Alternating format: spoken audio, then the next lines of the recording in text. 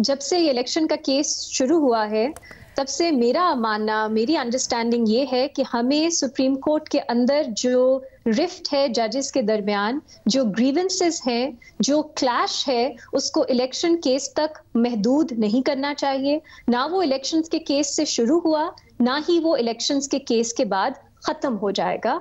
और अब आप देख लें कि पिछले साल, उससे पहले जो पूरी हमने जजमेंट्स का पूरा सिलसिला देखा, जो चीफ जस्टिस थे उनका अपने साथी जजेस के साथ क्या रवैया था, वो इलेक्शंस केस के बाद भी हमें वैसा ही नजर आ रहा है। और अब एक्सपेक्ट करना कि इतने साल आप किसी को बेंचेस में ना रखो, और अब क्योंकि आपको एक आइडियोलॉजिकल, एक प्रिंसिपल पोजीशन की जरूरत है, तो आप उन्हें बेंच में डाल दो, ये मेरा ख्याल है थोड़ी सी एक सिनिकल बात है। और शायद हम यहाँ पे कह सकते हैं कि बैठना चाहिए था। जो जस्टिस मंसूर अली शाह ने भी अपने नोट में लिखा कि एक लार्जर प्रिंसिपल के लिए, पब्लिक गुड के लिए, पब्लिक इंटरेस्ट के लिए आप अपनी रिजर्वेशंस को साइड पे रख के बैठ भी सकते हैं बेंच पे, लेकिन जो एतराज है उसकी अपनी मुख्तलिफ वजूहात हैं। वो जस्टिस काजी फायज ईसा ने एक लीगल रीजनिंग दी है कि वो क्यों समझते हैं कि जो बेंचेस अब भी चीफ जस्टिस बंदयाल बना रहे हैं, सीनियर 3 जजेस नहीं बना रहे, उनकी उस तरह आईनी या लीगल हैसियत नहीं है।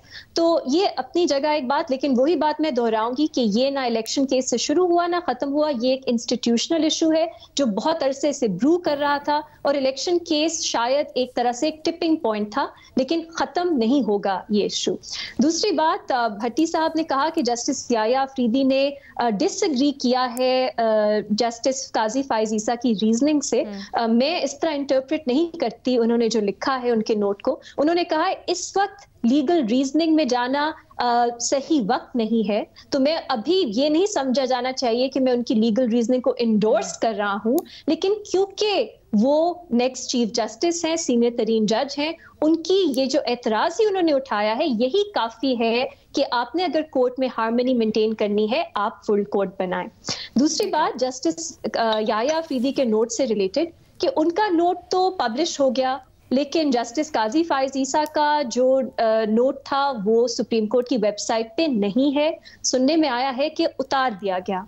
जस्टिस मंसूर अली शाह ने भी रेफरेंस दी है अपने एक फुट नोट में, जो कल उनका नोट सामने आया था रिक्यूजल क्यों वो बेंच से हटे, उसमें उन्होंने कहा है कि मैं भी चाहता था कि फुल कोर्ट बने, और मेरी रिजर्वेशंस थी कि ये फुल कोर्ट नहीं है, लेकिन फिर भी एक लार्जर कॉज के लिए मैं बेंच पे बैठा रहा। अब उन्होंने इशारा दिया है, रेफरेंस दी है अपने ही एक नोट की इस केस में, जो उन्होंने 22 जून को लिखा था, लेकिन वो इस वक्त वेबसाइट पे नहीं है। मुझे नहीं मालूम वो अप्रूव फॉर रिपोर्टिंग है कि नहीं, लेकिन शायद उसमें जब अगर वो कभी अपलोड हो, पब्लिक हो, हमें समझ आए कि जस्टिस मंसूर अली शाह के क्या रीजंस थे। क्योंकि अभी तक तो जस्टिस याया अफरीदी का नोट सामने आ गया, लेकिन जस्टिस मंसूर अली शाह का नहीं आया। जो मेरी अब स्पेसिफिकली फुल कोर्ट पे क्या राय है कि अलीना, कुछ इश्यूज होते हैं जो हमारे दिल के करीब होते हैं।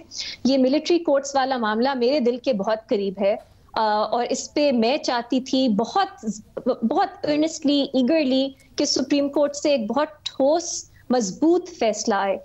लेकिन इसलिए मैं तो चाहती थी कि जस्टिस काजी फायज ईसा बेंच पे बैठें, क्योंकि उनकी जो अंडरस्टैंडिंग है और एक्सपर्टीज है इस इशू में, वो मुझे बाकी बेंच के जो ऑनरेबल मेंबर्स हैं उनमें नहीं नजर आ रही, वेरी फ्रैंकली स्पीकिंग।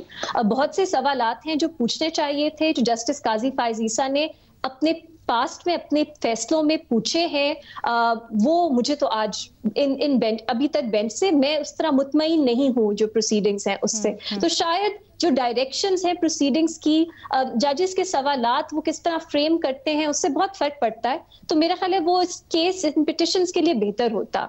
लेकिन अलीना, प्रॉब्लम ये है कि फुल कोर्ट नहीं बनाया गया, इवन दो पिटिशन में भी ये कहा गया था, और अब हमें नजर आ रहा है कि बाकी जजेस के भी तहफ्फुज़ात थे। एक छोटी सी बात मैं करना चाहूंगी कि मुझे इनिशियली खुशी हुई थी 9 मेंबर बेंच भी देख के, क्योंकि मेरी अंडरस्टैंडिंग ये थी कि बाकी जजेस अवेलेबल नहीं हैं।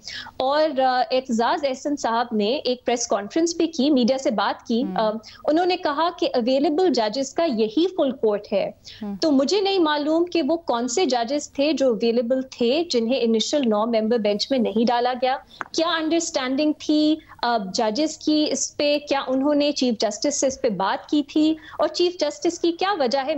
अगर होंगे भी, एटलीस्ट मेरा ख्याल है 4 जजेस तो है जो मुल्क से बाहर थे, if I am not mistaken. तो फिर कौन से वो जजेस थे जो यहाँ थे जिन्हें नहीं इंक्लूड किया गया, क्यों नहीं किया गया, ये इंफॉर्मेशन हमारे पास अभी नहीं है। अगर जस्टिस मंसूर अली शाह का नोट सामने आता है, शायद उसमें हमें वो इंफॉर्मेशन मिले, क्योंकि मुझे नहीं समझ आती कि अगर आपने 9 मेंबर बेंच बना दिया, 11 मेंबर बेंच बनाने से क्या होना था। एक लास्ट छोटी सी बात, सॉरी मैं ज्यादा बोल रही हूँ। साफी साहब ने कहा कि सुप्रीम कोर्ट के फुल कोर्ट का ऑलरेडी मिलिट्री कोर्ट्स पे फैसला आ चुका है। मैं इस इंटरप्रिटेशन से एग्री नहीं करती। जो वो फुल बेंच का जो फैसला था मेजॉरिटी जजेस का, वो एक आईनी अमेंडमेंट पे था, और स्पेसिफिक सवाल सुप्रीम कोर्ट के सामने ये था कि terrorism in the name of religion, क्या ये एक मखसूस कैटेगरी बनाई जा सकती है जिसपे आप आम जो फेयर ट्रायल है उसके जो हकूक हैं, स्टैंडर्ड्स हैं, उनको साइड स्टेप करके मिलिट्री कोर्ट्स में ये केसेस चला सकेंगे नहीं। तो सुप्रीम कोर्ट का जो फैसला था वो इस तनाजुर में था, इन सवालात पे था। आज जो हम आर्मी एक्ट और ऑफिशियल सीक्रेट्स एक्ट के तहत सिविलियंस के ट्रायल्स की बात कर रहे हैं, ये मामला है कोर्ट में। ये 21st अमेंडमेंट वाली जजमेंट में इस पे फैसला नहीं आया। तो ये कहना कि एक फुल कोर्ट ने फैसला दे दिया हुआ है, ये मेरा ख्याल है गलत होगा। ठीक है।